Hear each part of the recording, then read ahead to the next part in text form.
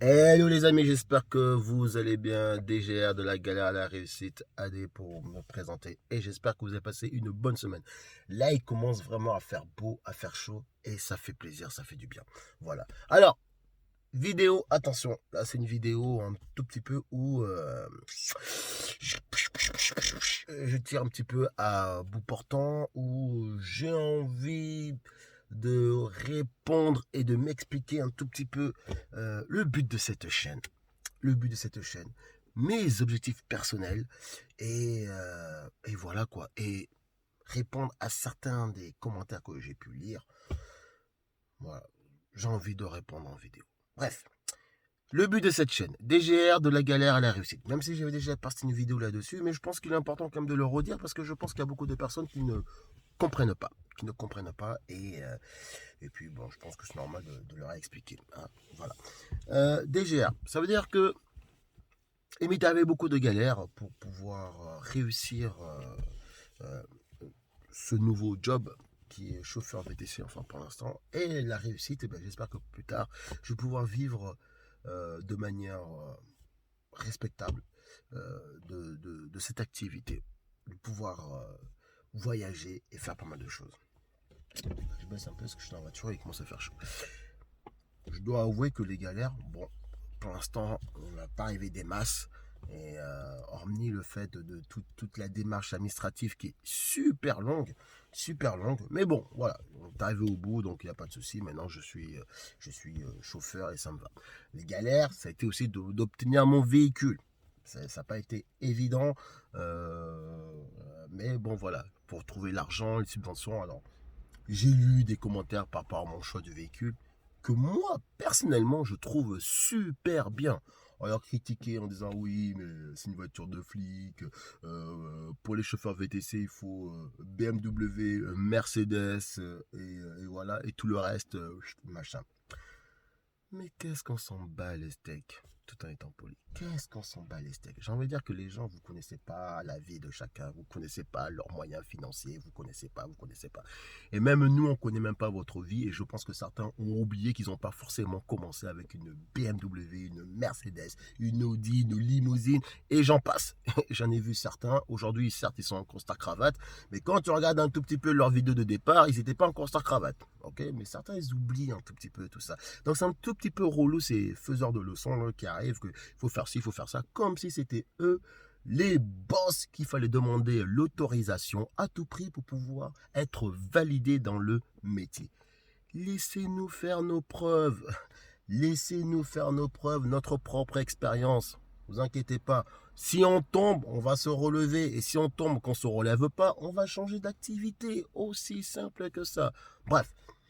Donc, ma voiture, c'est une voiture de flic. Et alors, tant que les clients ils sont contents, tant que j'ai acheté à un bon prix, cela me convient énormément. Et j'en suis satisfait. Bon, certes, il y a des petits bricoles à faire à gauche, à droite. Mais voilà, pour le prix que je l'ai eu, voilà, j'en suis très très satisfait. Et mes clients, ils en sont plus que ravis. Voilà. Deuxième point. Ouais, mais tu vas voir avec les chiffres d'affaires, ce que tu dois enfin, ce que tu vas payer avec les TVA et les charges, etc. Tu vas vite déchanter. Est-ce que tu connais ma vie auparavant? Est-ce que tu sais d'où je viens? Est-ce que tu sais combien je gagnais auparavant? Avant, je ne payais pas d'impôts. Et non pas parce que je ne voulais pas les payer, non, parce que mes revenus étaient tellement bas que ouais, même le service d'impôt ne voulait pas que je paye d'impôts. Mais ça ne veut pas dire que ma vie était catastrophique. Mais je voulais une vie meilleure. Donc aujourd'hui, certes, c'est vrai que on prend les charges. En plus, moi, je suis auto-entrepreneur. Je suis auto-entrepreneur, donc je ne te raconte pas combien je suis chargé, tout ça, etc. Mais bref, mais je sais ce qui me reste à la fin du mois. Je pense que nous vivons dans un pays où nous connaissons tout ça. Quand tu regardes ton salaire, tu regardes ton brut, tu regardes ton net, il y a une différence. On sait qu'on vit dans un pays où les charges, il y a énormément de charges. Mais il y a aussi énormément d'avantages. Ok, il y a certains pays qui n'ont peut-être pas autant de charges que nous, mais ils n'ont pas autant d'avantages. La retraite, la sécurité sociale, et j'en passe, et j'en passe. Donc moi, je suis pas là en train de me plaindre, en train de me dire que ouais, mais avec tout ça que je vais prendre et tout, ce qui va me rester à la fin. Non, je sais ce qui me reste à la fin, je compte pas. Et même si après, plus tard, j'ai envie d'être avoir un meilleur statut pour que, voilà, pour que je trouve le filon pour pouvoir vivre encore mieux, eh ben je le ferai. Et si cela me dérange, eh ben je change. Pourquoi on est toujours en train de se plaindre, de dire que oui, tu vas voir les charges, tu vas voir si. Je vais faire mon propre expérience. Et je vois les charges, ça me convient. Il y a certains... Avant, j'avais un métier où je savais à quelle heure je commençais, mais je ne savais pas à quelle heure je terminais. Et peu importe le nombre d'heures que je pouvais faire, j'avais pas d'heures supplémentaires et j'étais payé tout le temps pareil. Donc, pour moi, tant que j'arrive à subvenir à mes besoins, à m'acheter, vivre, loisirs et tout ça, etc. Bref, pourquoi essayer toujours, vouloir toujours faire peur? Pourquoi toujours, ben oui, tu vas voir les charges, oui, mais tu fais X heures, et alors? La personne va faire 15 heures et peut-être va gagner 200 euros. Pour toi, c'est impensable. Et peut-être que pour lui, c'est nickel. Je veux dire encore une chose. Moi, cette semaine, par exemple, hein, et j'ai fait donc la semaine passée, donc c'est de lundi à lundi, hein, de dimanche à lundi, pardon, de dimanche à lundi. J'ai fait sur Bolt, transparence, hein, 80 euros. 80 euros. Et sur Uber, j'ai fait 120 euros. 120 euros. Donc j'ai fait 200 euros une semaine. Voilà, 200 euros. Dans ce milieu, c'est rien du tout, ça. Il y en a qui font ça en une journée, en 2 jours. J'ai fait ça en une semaine. Voilà, j'ai fait ça en une semaine. Mais tu sais pas pourquoi j'ai fait ça en une semaine. Parce que j'avais d'autres choses à faire à côté. Parce que voilà, j'ai pris du temps libre. Parce que si, parce que ça. Donc, ce qui revient au troisième point. Ah, c'est pas une chaîne où on va parler de chiffre d'affaires. Parce que le chiffre d'affaires est propre à chacun. C'est pas représentatif d'une journée. C'est pas représentatif de ta vie à toi par rapport à ta situation géographique, etc. Et j'en passe et j'en passe. Donc voilà, je ne suis pas là pour parler de tout ça. Et si vous voulez avoir les chiffres d'affaires, si vous voulez avoir... excusez-moi, j'ai rectifié. Si vous voulez avoir les chiffres d'affaires, si vous voulez avoir comment bien débuter dans ce métier, comment chercher les clients et j'en passe et tout ce qui va avec, franchement, il y a des youtubeurs qui sont là pour ça, qui le font super bien. Moi, pour ma part, j'ai une dashcam et j'essaie de vous partager des moments croustilles fondants chocolat que j'ai à partager avec les clients, des gens de soirée, des gens de journée, les échanges, et même on parle philosophique, et ça c'est la prochaine vidéo qui va tomber. Vous allez voir, ça n'a rien à voir dans le VTC, mais comme ça se passe dans mon véhicule, eh ben, je vais vous le partager. Vous allez partager un moment où c'est rempli d'amour. Ça, c'est le petit truc, c'est rempli d'amour. Ce sera le prochain sujet, vous allez voir, c'est rempli d'amour. Et voilà, il y a des petits trucs qui sortent, qui sont super intéressants. Un dialogue que j'ai pu avoir avec des clients sur l'amour. Voilà. Et ouais, ça n'a rien à voir avec le VTC. Donc forcément, si tu n'as pas envie de t'abonner, si tu penses que t'abonnant sur ma chaîne, tu vas trouver que des sujets sur le VTC, même si ça s'appelle DGR VTC, mais il n'y aura pas que les trucs sur le VTC. Voilà. Et dernière chose, parce que j'ai cru comprendre que les youtubeurs, les nouveaux youtubeurs, tout ça, etc. Bon, je dis on, même si pour moi je ne me sens pas trop impliqué dedans, mais bon, apparemment, nous sommes responsables de la montée de cette vague de nouveaux chauffeurs. C'est nous les responsables parce qu'a priori, les gens regardent d'abord les vidéos sur YouTube et après se disent tiens, je vais être chauffeur VTC, etc. Et j'en passe et j'en passe. Aïe, aïe, aïe, aïe, aïe, aïe, aïe. Comment dire? Moi, je parle juste de mon cas, moi.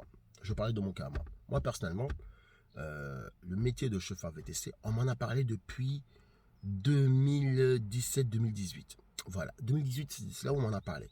Et j'ai pas regardé sur YouTube. Ce sont des personnes qui étaient déjà dans le milieu qui m'ont montré leurs chiffres d'affaires, qui me disaient, ouais, regarde, tu gagnes ça, fais ça, va à la préfecture, on te fait un tampon, et patati patata. Il n'y avait même pas encore à ce moment-là le délire de passer des examens, des épreuves. C'était directement à la préfecture et basta, c'était fait. Et je pense qu'il y a beaucoup de chauffeurs qui ont fait exactement de même dans d'autres villes et que ça fait un petit peu le bouche-oreille. Parce que moi, combien j'ai pu lire dans certains commentaires des vidéos, des personnes qui disaient oui, moi j'ai parlé avec un chauffeur, il me dit qu'il gagnait 6 000 euros par mois et patati patata. Ok, bah, vous voyez, donc, et en plus, les vidéos ne traitaient pas forcément le sujet.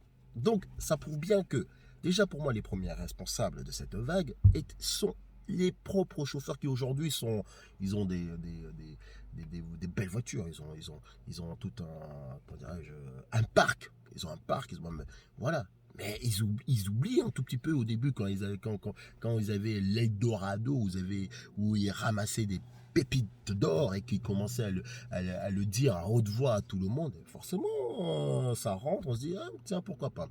Et j'ai envie de dire, dans n'importe quel métier, dans n'importe quelle nouvelle activité qui marche fort, ben forcément, ça fait du bruit, les gens, ils ont envie de venir, ils viennent, ils essayent, et basta, et basta.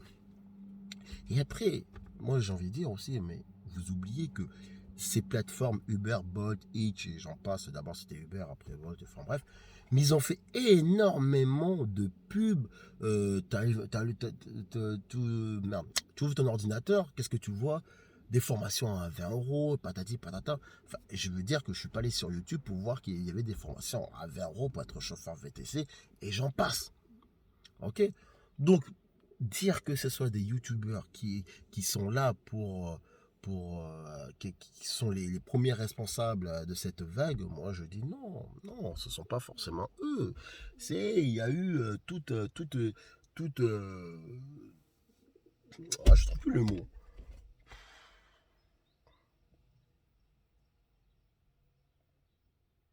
Je trouve plus le mot. Bref.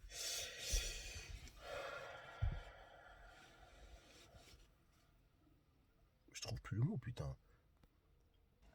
Il y a eu toute une grosse com autour de ça, concernant les prix, les formations.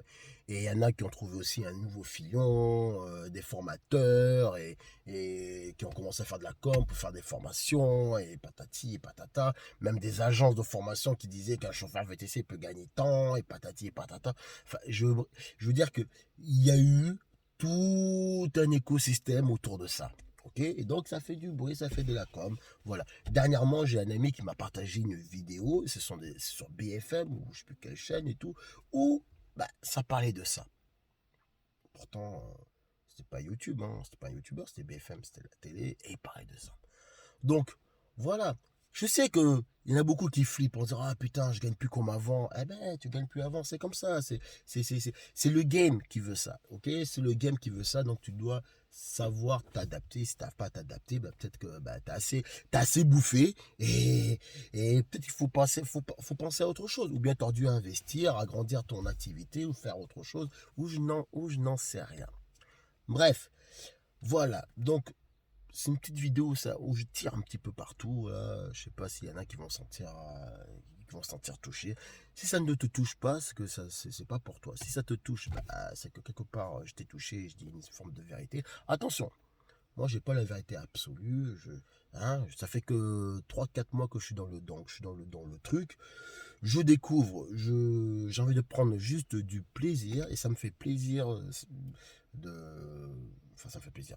J'aime cette activité, voilà, je l'apprécie, ça convient absolument à mes besoins.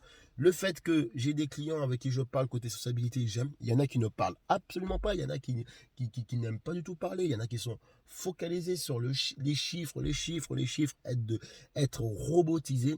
Peut-être que moi je suis trop sympa, peut-être, mais en attendant, les clients qui sont dans mon véhicule passent un bon moment, voilà. Après, bien sûr, il y en a qui ne veulent pas parler, mais ils ne parlent pas. Je ne suis pas non plus une assistance sociale, parce que j'entends déjà dans les commentaires, ouais, moi on n'a pas d'assistance sociale, sinon t'as qu'à faire du social, etc., etc. Qu'est-ce que ça peut te foutre? Si les clients ils aiment, voilà, sinon j'aurais des sales notes, mais j'ai que des 5. Non, la dernière fois j'ai eu un 4,90, putain, j'ai 4,90, c'est baissé.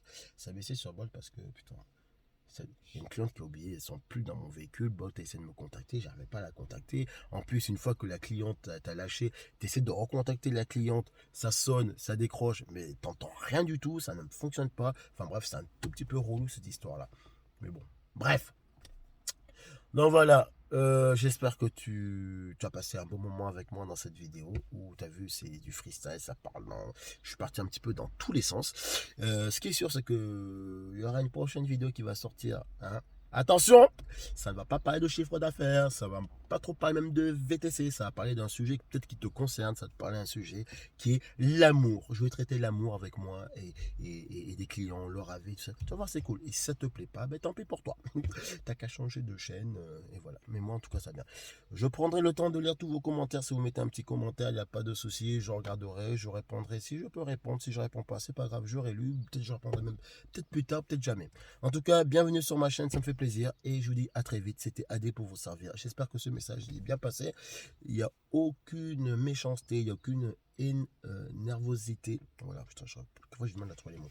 Nervosité, c'est que du bonheur, c'est que de l'amour. Voilà, allez, passe une bonne journée. Je te dis à très vite. Peace.